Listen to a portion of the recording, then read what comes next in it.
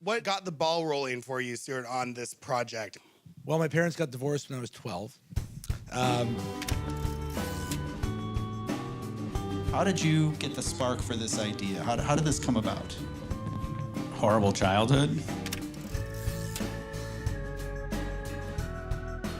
There's just like that pressure that if you suck, it will suck. That kind of dawns on you halfway through shooting.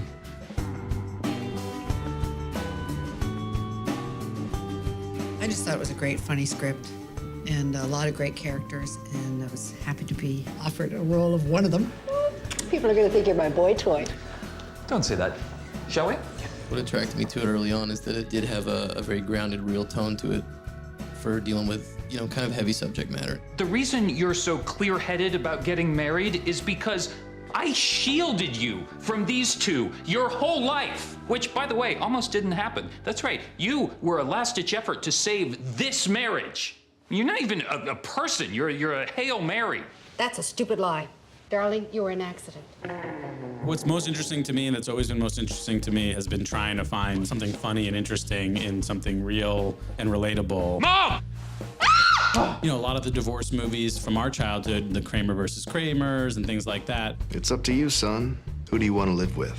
had taken the topic very dramatically. So we thought, well, what if we tried something that was comedic? I hadn't seen a divorce comedy before, so I thought it was kind of a new, fresh idea. You said it was a one-time thing. It was.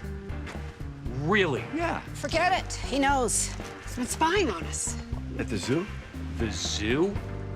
You know, when you get older, you can sort of look back on things and have a different perspective of it. There's no current research about people like you. People like me? A.C.O.Ds, adult children of divorce. It's mine. The plan was just like, we like Adam for this. Let's try to build the best, most interesting cast around Adam. And oh, by the way, all these amazing people who had worked with him before wanted to work with him again, which I think speaks very well to him. Oh, boy. I can't say it was that different from other stuff I've played just because I always try to, in comedy, I think you have to treat it seriously for it to be funny.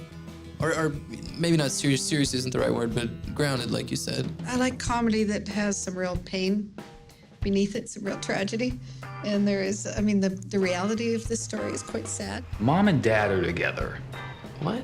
That's right. I may have accidentally gotten them back together. So there you go. Shit. Yeah. We shot this movie in 24 days, and when you're on that kind of schedule, you have to get the script first. But we would always do a take. Tell them what you do on Parks and Rec. It's interesting. On Parks and Rec, we usually do the final take. We call it a fun run, where everyone can just say or do whatever they want. Spring. And the joke is that it's a longer, less funny take than all the rest, because everyone's just kind of indulging. But there's always like funny bits in it that they sometimes use on the show, and there are a few of those bits in the movie, little things here and there. I mean, one of my favorite lines in the movie, which was not in the script, was one of yours when in the tea garden when you say You've never been married, and you've never been divorced, so you do not know what commitment is. You don't know. That makes no sense. But she delivers it with such conviction, you know? Makes sense to me.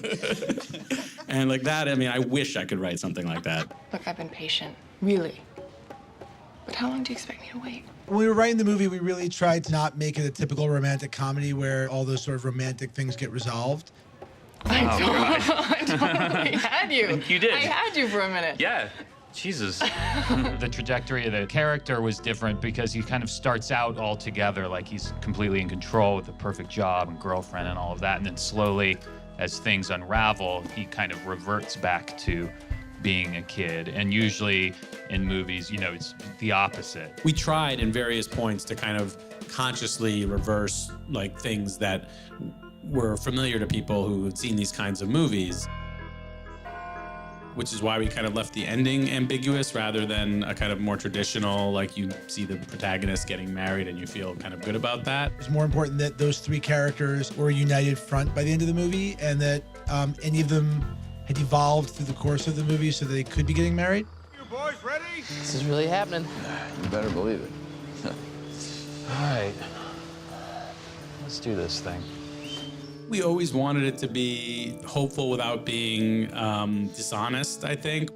It was always going to be ambiguous. It was always going to be Let's try to have all three characters repaired to the degree where an audience would be comfortable if it was any of them or all of them getting married. This is my first movie, and I've been writing for 18 years, so to actually, make a movie and see it on a big screen with an audience, and it's just a mind-blowing, incredible feeling. And this is the first time in 18 years that I am actually proud of something I did. So it's been worth it.